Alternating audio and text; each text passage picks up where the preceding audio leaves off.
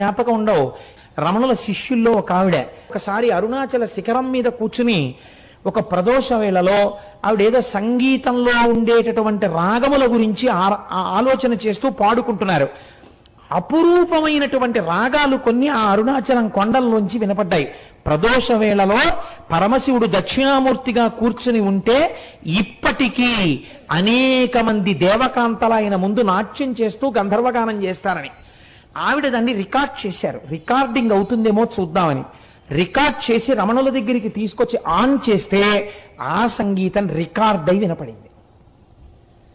అరుణాచలం అంత పరమపావనమైన క్షేత్రం. ఇప్పటికీ దక్షిణామూర్తిగా పరమశివుడు దాని యందు కూర్చుని ఉన్నాడు అని పెద్దలు విశ్వసిస్తారు. అటువంటి అరుణాచలంలో ఒక మహానుభావుడు కాళ్ళు ఉండేవి కావు ఆయనకి.